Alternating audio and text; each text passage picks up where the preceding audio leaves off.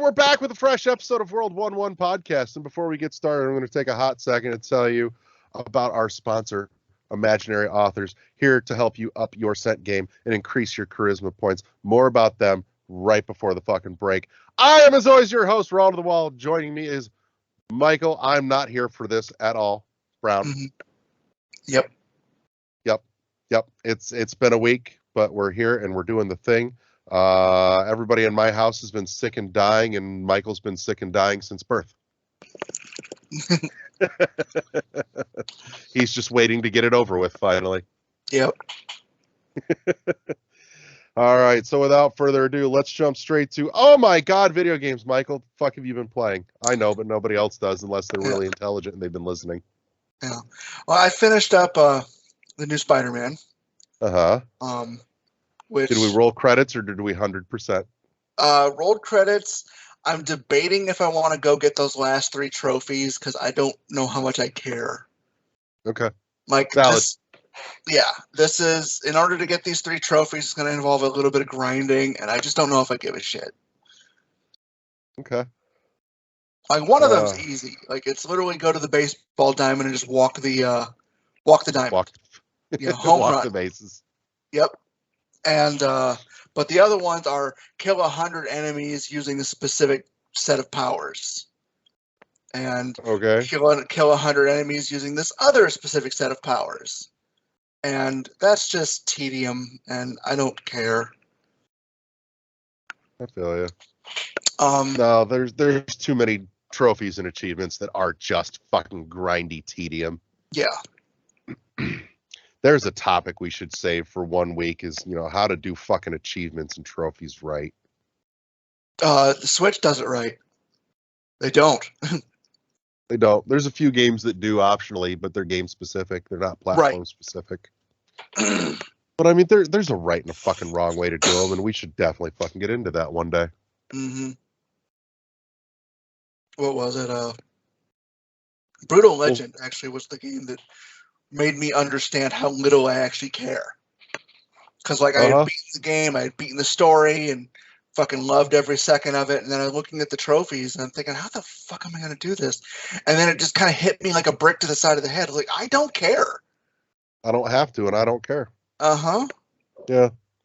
I can only think of one game that I ever bothered to actually get, like, the big fucking achievement on, and it was the original Mirror's Edge on 360. I pulled off the pacifism achievement, did the whole game without firing off a fucking shot. Nice. That was a lot of fun, honestly. Like, that's one that fucking did it right. I'm like, okay, here's a unique make your own fun kind of challenge thing. And I really got into it. I'm like, no, I will fucking do this. And I did. And it was a great time because I'm like, this wasn't just grindy. This was, okay, play the game again, but now play it by limiting yourself to increase the challenge without fucking with, like, the difficulty mode or anything. It's just, here's a new spin to challenge you. And it's that kind of, like, make your own fun thing that drags me back to, like, the original SteamWorld Dig over SteamWorld Dig 2. Mm-hmm. I don't know. There's a lot of games that were like, because I've platinumed quite a few games, but it's almost normally by accident. Like, it's not by me trying, like, I'm gonna 100% this. I don't care. Mm-hmm. Like, most of the Tekken games I've done, I went and fought online just long enough to get the achievements for it. Like. Yeah. Oh God, multiplayer achievements need to go away. Here's a fun little tidbit. I have never 100%ed the first Darksiders game. Really? Yeah, there's this one trophy I cannot get. It's there's an on-rail shooter part where you're on the back of a fucking griffin, and you have to kill over 160 enemies, and I've never been able to do it. Huh. Yep. I've platinumed all the other ones, but I've never platinumed that one. I've got one in Geometry Wars 2 that I've never been able to fucking do. And I still piddle with it from time to time. And then I get frustrated after like an hour and put it down. But I have fun fucking with it, trying to get it, knowing that I'm probably not going to fucking get it. Mm-hmm.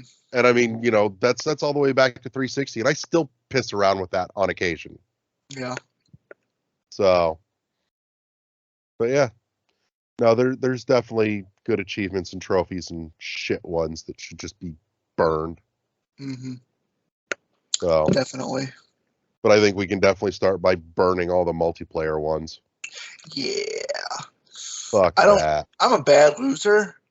Like, because as I said, like Tekken, I'm decent at Tekken, but I'm nowhere near what some of those people are, and I'm after getting my ass whipped 3 or 4 times like that, I get frustrated pretty quick.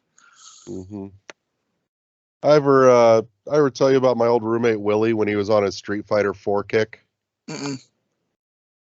So he was real big on Street Fighter 4, playing online with everybody else back when that came out on the 360, and we lived in a 2-story townhouse, and his room was directly over the dining room that had a like hanging kind of cheap chandelier thing, hanging from the ceiling on a chain and a cord. He lost a match one time and got so fucking pissed. He fucking stomped the ground so hard it busted the fucking lighting fixture and it dropped from the ceiling onto the table because it was directly underneath his room where he was playing. Yikes. We came downstairs and saw it. He just looked and went, I think maybe I need to take a break. A little bit. But yeah, no, achievements that are fucking I know we'll recover this one day, but achievements that are reliant on other people, and 2, on being able to play with other people are fucking bullshit, because one day that game's going to fucking shut down and you can't play it online anymore. Yeah. There was one in the original version of Darksiders 2 that you had to trade an item with anybody. Didn't matter who. Yeah. And like, as I said, nobody else I know was playing the game. So the only reason I ended up getting the trophy is because there was a guy who literally set up shop and this is what he was doing. He's like, literally just send me anything. I don't care. And I'll send you something back. Yep. There you go. There's like a few good people out there like that. Yeah. Good on them for that shit. Yeah. I think his name was Cuddle Snot. Yeah. He was a good dude. I talked to him a little bit. Oh, Lord. But if I remember correctly, they actually took that because that whole being able to trade items with people, it lasted only for the first iteration of the game. And then like the Definitive Edition or whatever, they took all that shit out. That's probably for the best. A little bit. As I said, like Darksiders 2 is my least favorite because the shit they tried just didn't work. Like they tried to make it a single player MMO basically, and it just didn't work. Yeah, that happens. Now, you want a single player MMO that worked? Go play the .hack games on PS2. God, I hated those games. Really? I couldn't stand them. Oh, I had so much fun with those. I never finished it. Like, my friend didn't have the last one. Yeah, those are notoriously hard to get a hold of now. Are they really? Yeah, I think the middle 2 are the most expensive. Thanks. Yeah, tell me about it. But, all right, so you finished Spider-Man. Let's give it a World 1-1 review score. What's it worth? Put a dollar value on that bitch. Oh, it's worth the $70. Like it was, like especially if you like the first one, because it's just more of the first one, more of Miles Morales. There's a few things like that I kind of didn't agree with. Like, for instance, one of the things you can do is when you're swinging, you can do tricks. Okay. It's almost useless, but it's fun. Yeah. And Miles is really good with the tricks, and Peter is kind of meh. Miles tends to have more personality and flair. Yeah, exactly. It's just he's part of his character. Yeah, it makes more sense. But he like what's it called? His, like, as I said, I kind of wish they'd have expanded a little bit more on that, just as an extra bonus. Mm-hmm. They did do a lot of new little things, like it's actually possible while swinging to do a loop-de-loop. Ooh. All it does is add a shitload of speed. One of the trophies actually is because you get the new web gliders, the web wings. Okay. One of the trophies is actually go from the financial district up to Astoria. Yeah. Without touching the ground, just with the web wings. Ooh. And I managed to pop that one yesterday, actually, just fucking around with it. Nice. The symbiotes were actually really well handled. Okay. They definitely took some things from the King in Black storyline, which I'm still waiting for something major to actually adapt that whole storyline, because fuck, that was a good story. Oh, the comics are awesome. Oh yeah, but I would love to see Sony take Tom Hardy and roll with that shit. That'd be great fun. The thing is, in order to do it, they'd have to put him in an MCU movie, because it needs all the other characters there too. You know what? You could go the movie adaptation route and just tweak some of the characters. Yeah, but and the specifics, and still go for the big epic. No, the character No is too big, I think, to leave in just a single character story arc.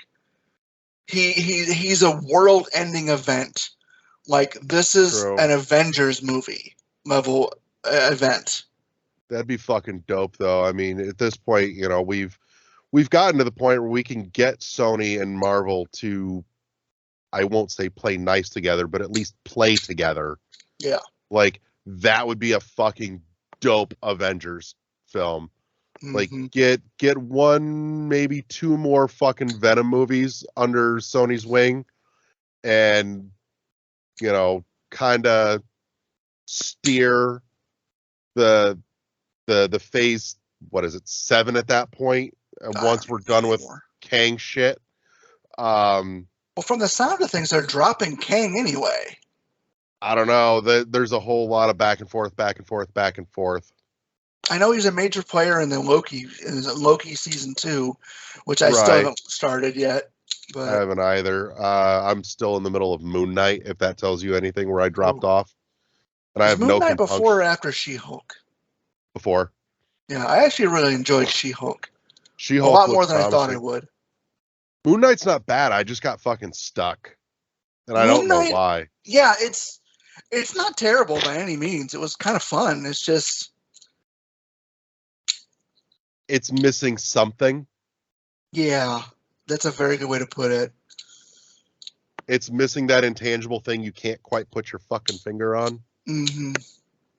Honestly, part of me wishes Moon Knight had been a movie. Like, it had been condensed down, trimmed up a little bit, and been a movie. Yeah. I think they had too much space and not enough to do with it. Yeah, that's a good way to say it. Now, on the other hand, that's it. We should have flipped Moon Knight and Eternals. Eternals I would have watched as a series. Yeah, actually. Give the Eternals room to breathe. That's a big ensemble cast. You could have done a lot of really cool shit with it.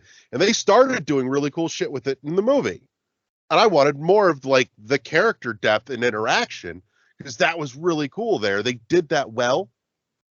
I just wanted it to have more room to breathe and develop that shit, because it was so packed in that it felt like that's where they took big swings and missed, is that there were a few things that just needed more space. Yeah. But then Moon Knight could have been tightened up and would have been a fucking banger film. Yeah. Those two needed flipped. We figured it out. Look at us go. Hey, Kevin Feige, hire us. Yeah. Let's do this. We got some ideas. So, but yeah. And I have no compunction to go see the Marvels. I'm gonna go see it. I mean, I'm interested. I like Miss Marvel. She was a fun character. I don't like the way they changed her power, but I understand why they did.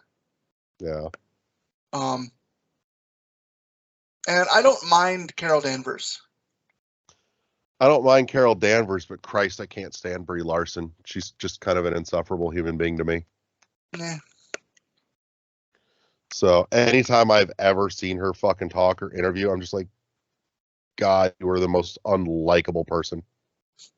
Not to mention MCU shot themselves in the fucking foot by essentially baiting everybody into going and seeing Captain Marvel, because they put the bait on the line that it was going to be an essential thing for fucking Endgame, and it mattered not at all.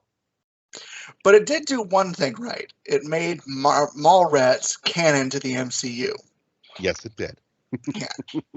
Which therefore means the entire rest of the Jersey Chronicles are canon. Yep. So the entirety of Jersey Chronicles exists in Universe 616. Acceptable. It means one day fucking Mark Hamill's going to show up in an MCU movie as Cockknocker. You know what? I'm for this.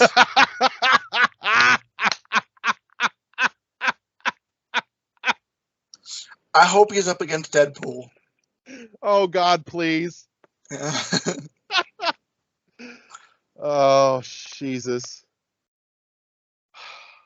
Him and fucking Jason Mewes just back and forthing off each other. Yep. So, all right. So, what have I been playing this week? I've been dibbling a little more in Magic Arena. I've installed it on my PC now, and I like playing it on my PC better than on my phone.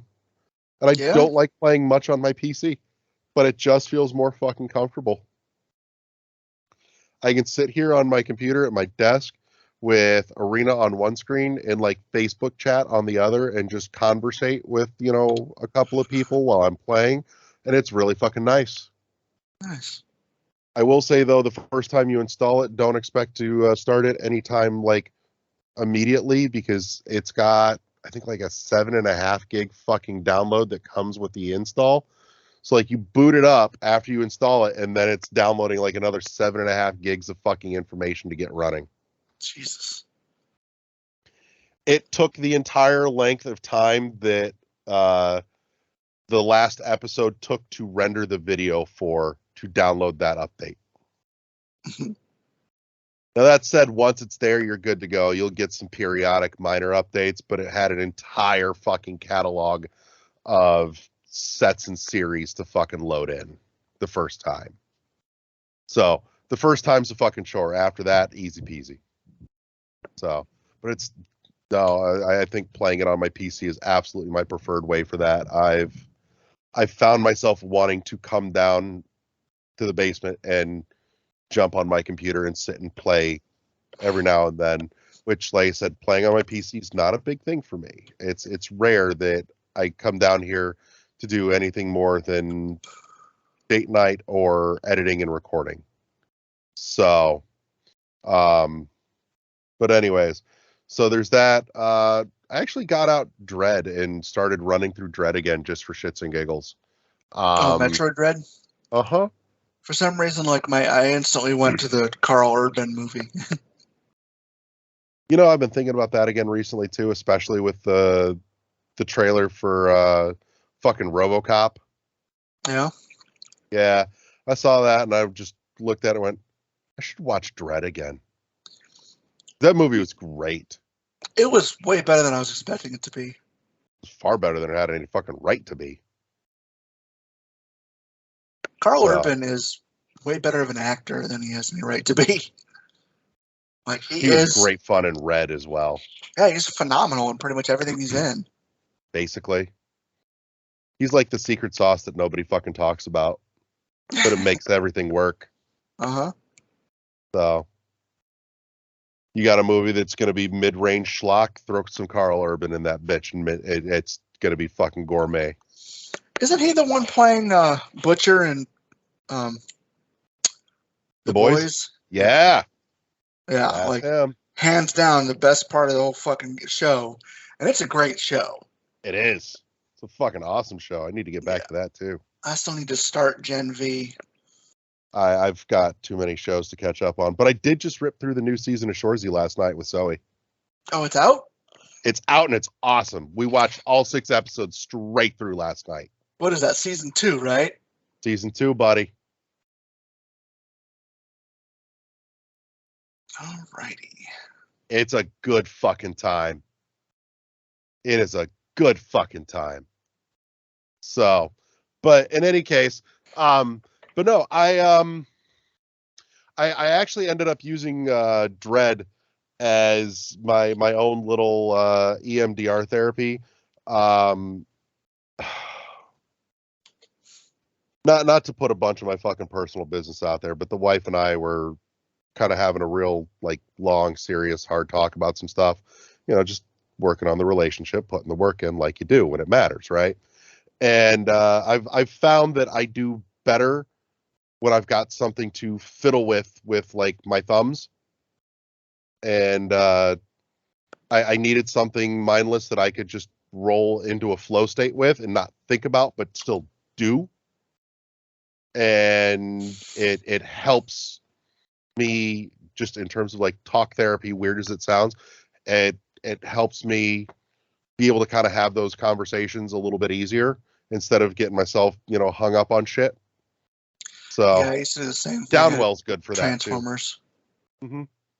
Something just to fiddle with in your hands. Yeah, but no, that's the whole premise of EMDR therapy is just they essentially give you something to do with your hands to kind of keep your focus pulled just far enough away that you're not overthinking something and getting yourself stuck on it. So, but yeah, played through a good chunk of Dread doing that. Arena. I dabbled just a tiny bit with Blasphemous 2 again. I'm a little sad I haven't gotten to play any more Cocoon with the kiddo because she got herself in trouble. Yeah, she lost her TV privileges for a while. What'd So she's been taking things that don't belong to her. Especially grievous when it's taking things from the school teacher. Yeah. So, but anyways, when she gets her TV back, we'll be playing some more Cocoon. I'm excited to get to finish that with her because I was having a great time watching her work through that game. It's a very proud parent moment watching your kid figure out that kind of thing and taking after you like that. Mm-hmm. So, which I know you kids, I know, but still. They're delicious. They are. Trust me, I tease Liv about cooking her all the time. And I assure you come up in those conversations. So, tell her all the time, yeah, no, Uncle Michael said we should have cooked you years ago. I told Uncle Michael if we wait, though, there's more to go around. You can feed more people. So, but anyways, I'm trying to think if there's been anything. Oh, actually, I cracked back into Marvel Snap. Oh, yeah? Yeah. Got the bug up my ass now that I'm, putzing with card games again. And I dipped back into Marvel Snap and played a few rounds and kicked ass. It was a good time. There's a Dresden Files card game I've been meaning to check out. Is there really? Yeah, it's on Switch. Shit. How am I not aware of this? Yeah. I'm upset that I'm not aware of this. No. I'm kind of holding out for a sale, which I don't think it's actually gone on sale yet. But okay. I'm curious, but I'm not a card game guy, so. Okay. I don't know. The right card game will do it for me. Not all of them by any means, but there's definitely ones that when they hit right, they hit all the way. Mm-hmm. So, Dresden Files cooperative card game. It's a tragically unimaginative title. $17. It's not terrible. No, apparently there's DLC as well. So, schemes, fan favorites, that ends. I don't know. The DLC is a couple bucks a pop. So, all in, maybe like $30 for everything. And some of it just looks cosmetic, is my guess. But anyways, but yeah, I think that's most of what I've been fucking playing this week. Not a whole ton. Like I said, my whole house has been fucking sick as a dog for like most of the goddamn week, which is why the last episode went up late by a couple of days, but it's up. So, yeah. Other than that, though, we should be back to our usual Friday release schedule for the show. So, not to worry. But I think that brings us to just before the break, which means we should take a minute to talk about some imaginary authors. Great fucking stuff. You can tell a whole fucking story without ever saying a word. You're gonna smell so goddamn good. They've got their brand new updated second edition Whiff of Waffle Cone. A little updated and adjusted from the original Whiff of Waffle Cone, which is excellent, by the way. And as of recording, there's still a few bottles of the first edition Whiff of Waffle Cone left. So if you want the OG, go fucking get it right the hell now. Links down below in the show notes. Go check them out. That is Imaginary Authors. And let's head to, and just after the break, we're going to be back with going down the warp pipe, talking about public domain in gaming. So with that said, let's get straight to the break. And we're back with the third half of the show. This week, we're taking a deep dive into the future legal landscape of video games and public domain. And joining us this week on the third half of the show is veteran LeGrew. Hello. And new to the crew, Abigail Abs. What's up? So let's dive in. I kind of want to just open this wide up because this is so far out there in speculative territory. Let's dive in with, what do you think? First off, the thought occurred to me about 20 minutes before we recorded, actually. How do you think public domain is going to start being applied to video games when that time eventually comes? Will it be a singular game becomes public domain, or an IP or a series as a whole ends up in public domain? And how do those differ in terms of what other developers could do with them? Who wants to go first? Well, Larry, I kind of want to hear what you're thinking, because I want a starting off point, like a jumping off point here, because I think there's a lot of different things that you can pull from this. And if you just take, like, for example, for me, like, I was thinking about like cartoons, because those are like probably the newest thing that went public domain. We have some old novels like Dracula and things like that are already public domain. But what angle did you want in music? What kind of angle did you want to attack this from?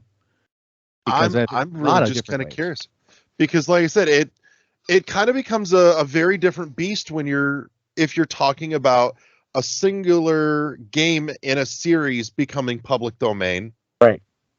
As opposed to a game and an IP, so a one-off game where the entire IP is wrapped up in that singular game, or if and when an entire intellectual property becomes public domain. So those are really very different beasts. Which also raises the question, can a singular game in a series end up as public domain even though the IP as a whole is not? And what kind of legal challenges maybe that presents for doing anything with that singular game? But my thought would be, one of the first things that I think comes to mind is fan games start becoming far less dubious territory. Right. The difference though is that you could be making, or working on a fan game, a remake of, a fan remake of something, or just a new fan made game in a series that you love with a property that you adore. And now suddenly that's viable for you to not only make and put out into the world without legal repercussion, but you can now sell it and profit off of it, at least hypothetically speaking. So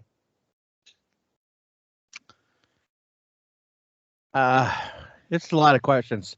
So Abigail, do you have an idea? Like, what do you want to start out talking about? Because for me, this is a really deep threaded conversation. So there are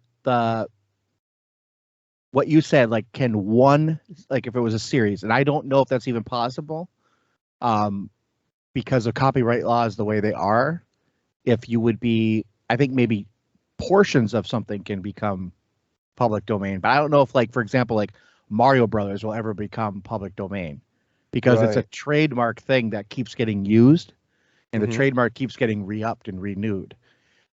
But something like, for example, Space Invaders, I could totally see that becoming public domain, like that original game. And I think it has to do more when you start pulling into the realm of, is a company using these IPs? Are they actually using these and re-upping these trademarks and things like that? Because if they're not, and I think a lot of we're kind of heading that territory with a lot of, like, especially with the Activision buyout, that's probably happening, because they own a lot of these. Oh, that's definitely going down. Yeah, but I mean, they own a lot of these old adventure game point and clicks. Yeah. Now they own a lot of the Sierra back catalog through just acquiring companies and acquiring them. And, like, for example, like Ken and Roberta Williams, who created Sierra and created the point and click adventure game as we know it from back in the day, they don't have the rights to use any of that anymore, even though they created all that stuff. So they're building like a whole new IP built on that, but still with point and click and everything. Right. And so is it the concepts like in there that becomes, or is it the actual IP that becomes public domain? You know what I'm saying? Yeah. Some of this is like infrastructure things, like, oh, I have a mouse and I know I can use that. It's a, is that part of intellectual property? Is what is the actual thing they're getting? Right. Thoughts? I think you're making all great points. I have a question that I would like to ask. What would be the purpose, like from a business perspective, what would be the purpose of making a singular game out of, like, say, a series public domain? Like, why would anyone do that? I don't think they would do it voluntarily. I think it would happen because of expiring copyright. Yeah. Okay. So, okay. Which, again, kind of also circles back to, can a singular game out of an entire series become public domain, even though the IP itself is not? Well, if you look back at cartoons and stuff, it can. So, for example, like Steamboat Willie, which is considered like Disney's quote unquote first cartoon, is public domain. Okay. But the character, I actually didn't realize that fell under public domain. I think it does now, yeah. But the character of Mickey Mouse is not. Right. So that's a trademark to that company. So, like, I remember this because there were some of these things. So if you look back, I mean, we would need a lawyer, really. I mean, a trademark copyright lawyer that costs us thousands of dollars an hour to even talk to. But that's I don't know, maybe we can get Legal Eagle to chime in on this one day. He does good shit. Yeah, I mean, I have a friend too that does this kind of lawyering, so maybe I can call in a favor too. But you really couldn't have thought ahead and give him a ring for this shit. No, I didn't. Honestly, I didn't know I was going to make it until tonight. So this would have made it a lot easier for us because we could just ask some questions, right? Right. And he mainly does corporate law, but this is the kind of stuff they deal with all the time. Yeah. Right. And so, yeah, I mean, I don't think it would happen voluntarily. I don't think no company is going to voluntarily give up something they own unless it's like in their best interest. It's just not the way it happens. Yeah, that was kind of like my point. And I wanted to know, like, what is the likelihood of any of this ever happening? Like, I don't foresee it happening in the like near future. No, I see this occurring in the far distant future. I think it's like 25, At the 30 earliest, years. we'll probably all be in nursing homes. Well, I will. You guys might still be around, but 25, 30 years from now, I think because video games are quote unquote a new medium, we would probably. I mean, some of the first video games came out. I don't think in the 60s. Yeah, 60 sounds right. Yeah, 67 maybe. It was like almost like just text games and stuff like that. But those kind of things I can see falling into public domain. Nobody cares about them anymore. Right. Because I mean, you could go buy literally. You could do this with public domain. This is the great thing about public domain. Like, you can go buy a copy of Dracula for like $7, right? But you can also just download Dracula and print it off. And it's you're not breaking any laws. It's all public domain. Like, if you wanted to take those games and even like the story of Cinderella, for example, that's public domain. Like, you can go and make your own thing on Cinderella. It doesn't matter. Actually, I think that's a little dicey these days because I know Disney's played just absolute havoc with public domain of a lot of fairy tales. Yeah, but they still don't own. They own their version of it.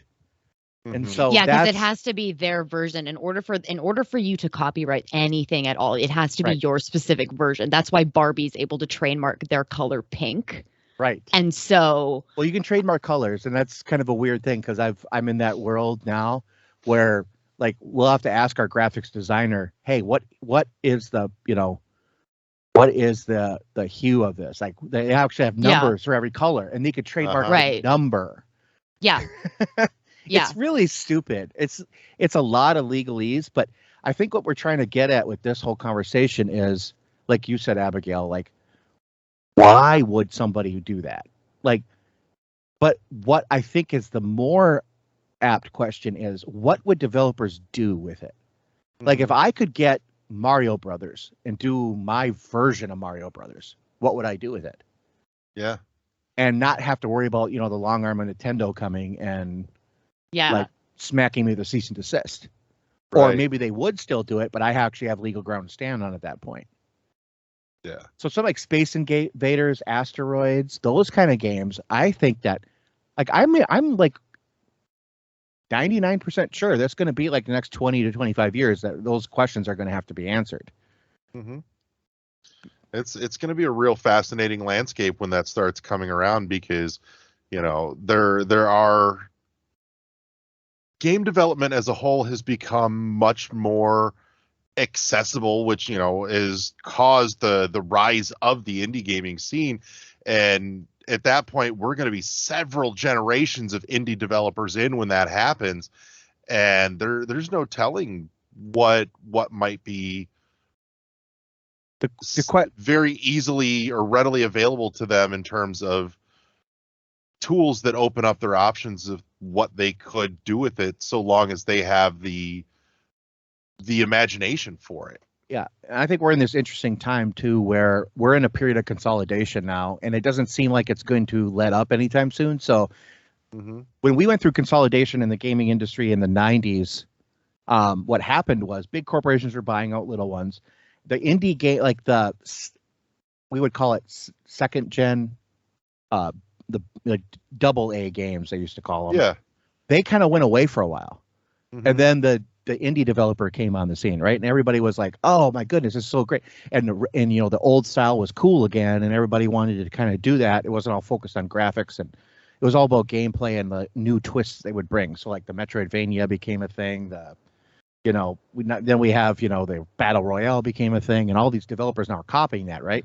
So when we're in this realm of consolidation now, I can see some of these trademarks just expiring because other companies absorb them, and then a new company comes along and says, hey, we can use this, and why don't we just make something totally different out of it? Right. And that's the exciting part to me. And like you said, Larry, like an indie developer or whatever we call indies 25 years from now, they just might be called developers. Who knows? Right.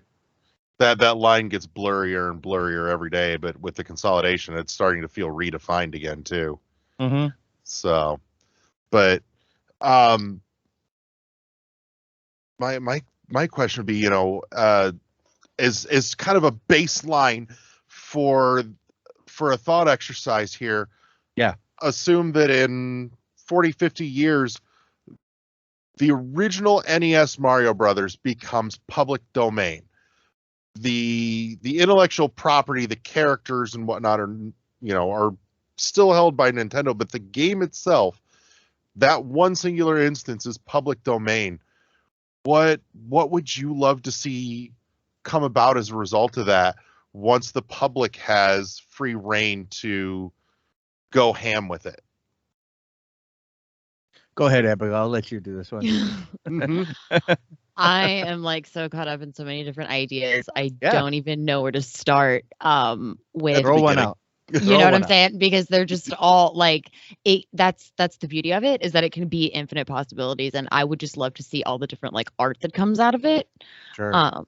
And I would want to see somebody take like, say, Mario Brothers and just do something totally different with like their version of the game, like not even close to what the original was. Just like start bringing in, I don't know, like talking lampshades and like, you know what I'm saying? Why just not? Like anything totally, just like something completely like off the walls different. Like make it, I don't know, make it like Kingdom Hearts or something. Like make it super like fanciful and like colorful with like really awesome like music and like a dope soundtrack. Like I don't know, but like you could do anything with it. That's the beauty of it. It would be amazing. Just thinking Mario Brothers kind of skinned with a whole Cthulhu aesthetic. Yeah. Souls like. All the bloopers in the underwater stages are little baby Cthulhus. It's like a blasphemous kind of. Oh God, yes. I'd be more than okay with that, actually. Kind of Souls like, but like, I mean, you could do it. That's the whole thing. That's like everybody, like, you know, we always hear these conversations. Oh, there's nothing new. People are just rehashing the old ideas. Well, they do that because they're safe bets. And something like this would not be necessarily a safe bet. It would just be an interesting one. Yeah. Right. And we need people to do this kind of stuff today. Like, just take that idea and throw it against the wall and see. The problem is, it's like not everyone's willing to mortgage their home, you know, or do something. Yeah. Where, I mean, the guy like willing MDH, or able. You know, the guys who made Cuphead. I mean, they took out like 3 mortgages on their home. Right. Yeah. And they just got lucky. You know, it's like I would say Team Meat, Edmund, and what was it, Tommy? I think that did Super Meat Boy were kind of up against it that way too. Yeah, and I think that's why we're seeing consolidation too, because it's a lot less risk. I mean, these people don't have to take their whole livelihood. So I think maybe part of it is mitigating risk for developers. You know, like why doesn't like big publishers come together and say, I know EA used to do stuff like this, Nintendo or Microsoft did. Why don't they come together and say, let's make a fund for good ideas? Yeah, and just say, hey, like, you know, let's put a make little it like money a grant program. Like a grant program for developers. Because there's a lot of people that just play around coding in their basements and on the weekends and stuff like that. They have great ideas. They just can never push them out. Right. Yeah. I mean, if you could present something that at least shows a strong foundational baseline of an idea, and then there's enough there for a company to go, no, we can see the potential in this. Here's some money. Go make the rest of it now and make it fucking amazing. Right. And that's where the old IP could come into a lot of use. Like, I have this idea. I want to take this IP and just go run with it. We might see a lot of this with like Microsoft now that they own just, you know, hella tons of IP. We might see some of these old things like Hexen, you know, I mean, some of the old Sierra point and click adventure games. We might actually see that kind of stuff. Those IP come back, but be updated. So you might get your wish on some of this stuff much earlier than you think. Yeah. You know?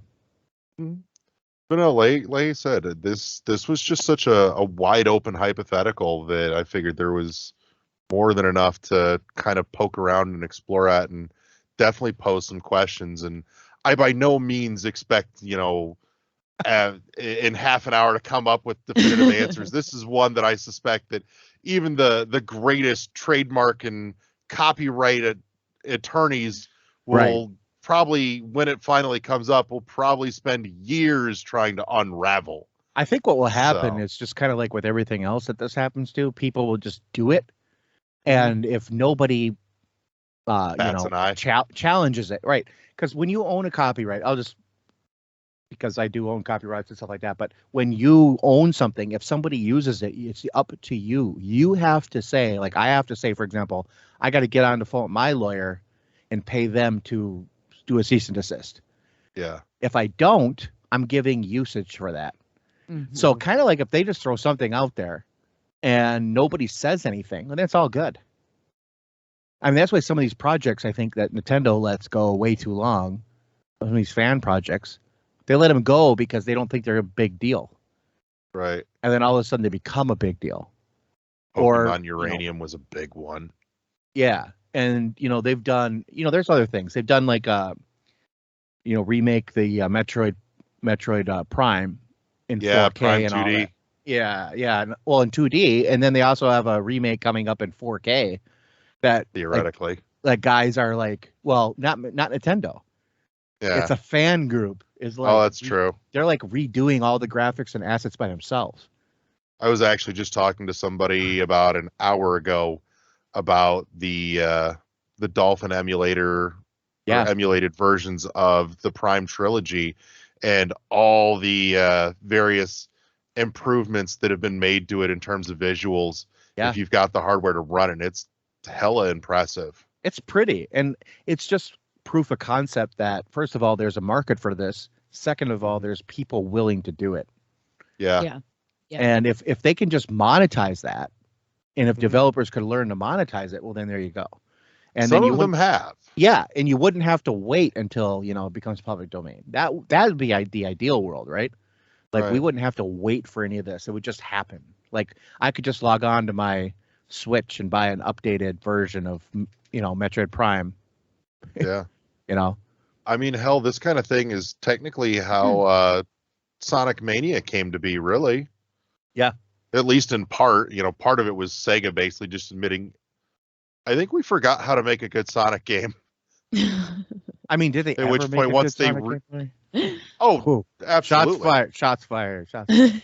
I will absolutely contend that there are numerous great Sonic games. They just hadn't done one since Sonic Rush at the time. Sure. Was the last good one before Mania. But, I props to them for at least, one, admitting there's a problem, and two, going, what's maybe the best solution? Let's go find people that are still making awesome Sonic games since we don't know how, and just be like, hey guys, can we buy some of your stuff and make it official, please? Yeah. So, which I think was a brilliant way to go, because the end result was fucking banging. Yeah, I've got the game, haven't played it. I even got the collector's edition back there. Which then begs the question, like, why don't more companies do that? Yeah, some of them just seem to have a more protective stance of their IPs, and some of them I get it, because if you think about it, like with Nintendo, their IPs are everything. Yeah, it's everything, and on top of that, very rarely any of their IPs essentially become worthless or not money makers. There's Metroid sat dormant for how long, and 5 years since the last title in the series, and they roll it back out again, and even though it's never been an immense seller, it's still a moneymaker. They still pushed out just short of 3 million copies already within the first 6 months, which for that series is nuts. God forbid any of their other series, you take Zelda or if they're not selling 30 million copies, they're not happy. Right.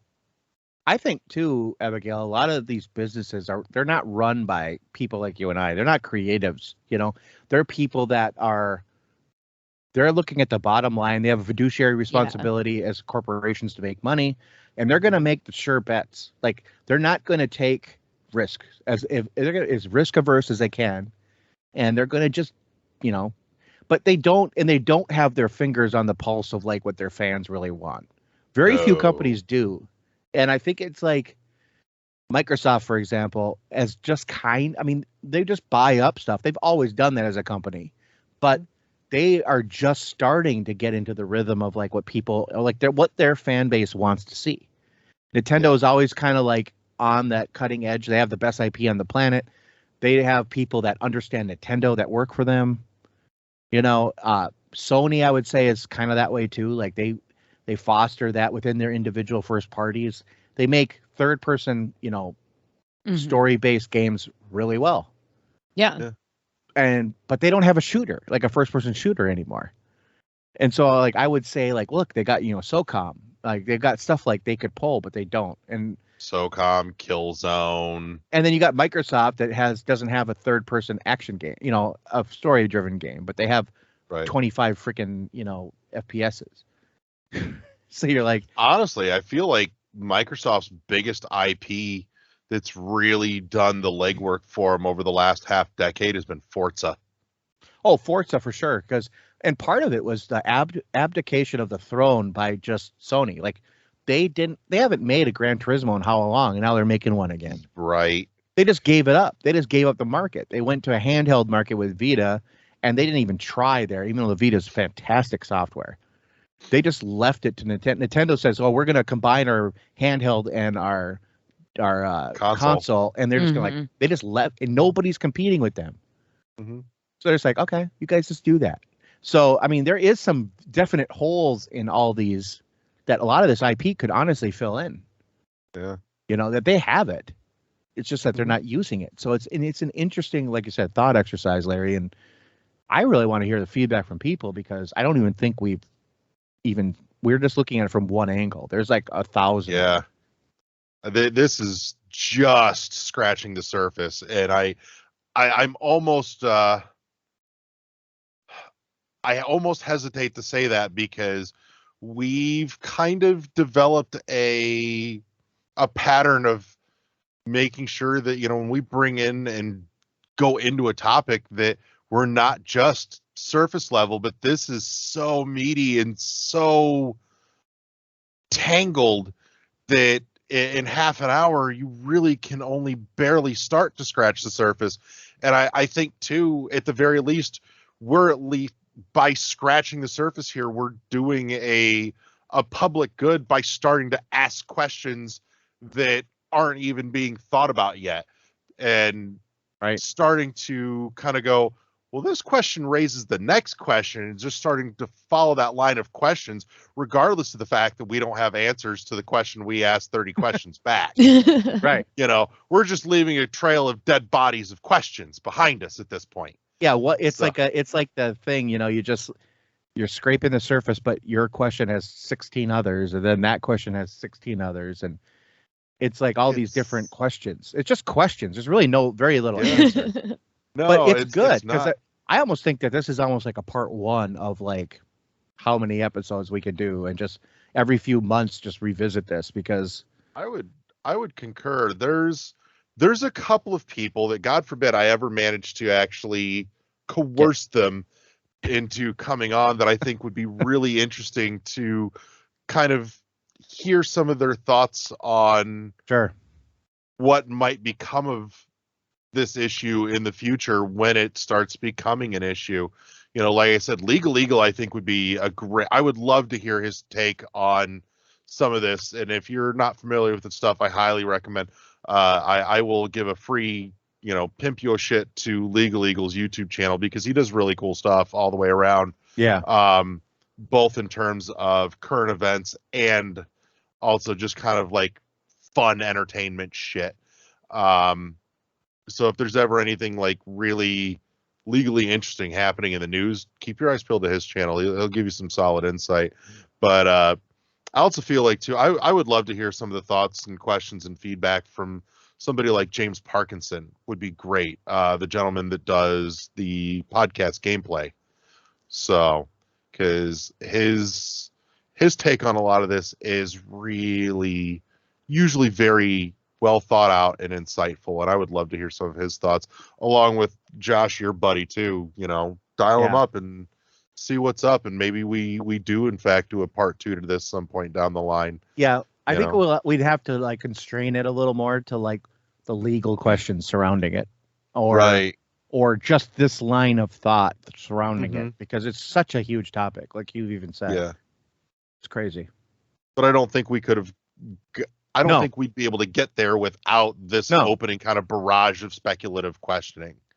Just things to start getting your brain going, because I think more than anything, instead of a deep dive as usual, this is definitely more just a very fascinating speculative thought exercise, which is something we don't normally do, but I'm glad we did.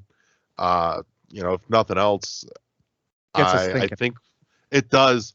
Plus, I can't 100% guarantee it, but to my knowledge, I think we're the first ones to actually hit this topic. So I've never heard about it or heard anyone talk about it. So I hadn't either, but the thought popped in my head one day, and I hollered up to you two. I'm like, "Hey, I got this weird fucking idea. What do you think?" So, because my brain thinks of weird, stupid shit like this, and then it goes, "What if?" But that's what makes this fun. Oh yeah, I think it's such a cool thought, like you said, thought experiment. What happens? Yeah, I'd absolutely be fascinated. Now, I will say, I think we've started to see some of what the outcome of this might look like years and decades down the line, just not technically legally sanctioned by way of public domain, because you do have some of those companies that let people go absolutely ham with their games and their intellectual properties. Valve is one of the bigger beasts in that department. They've let so many people do so many just iterative to off the wall things with Half-Life and Portal in terms of mods, and hell, even Left 4 Dead. There was a fan made mod for one of the Left 4 Dead games that Valve actually picked up and said, "This is really good," and paid. As far as I know, I think they may have paid the guy. I don't know for certain. I'd have to go dig it up. It's been years now, but it actually got officially released as DLC for the console versions of Left 4 Dead, and it was fan-made content. I mean, it did that too with Doom back in the day. Yeah, like Evolution. I was part of that group that we were working on that. It was like 200 of us working on that. Yeah. And then id picked it up and said, "Hey, we'll pay you $100,000 for this." Right. And then they release it as like a fan-made official expansion or whatever. Yeah. But I mean, that kind of stuff happens. And so, I mean, yeah. And that's another part of the thought experiment too. It's like, why, not why, but the kind of thoughts that some companies have is like, let my community run wild with it. And then some companies ratchet it down so hard, and they do that on purpose. And so it's like, what's the pros and cons of both? So you let your community go wild with it. Look at what they do. And they look at GTA 5, for example. That game just stays in the realm and best-selling games of all time because there's mods and stuff for that for PC. Oblivion and Skyrim are notorious for that too. Yeah. Mm-hmm.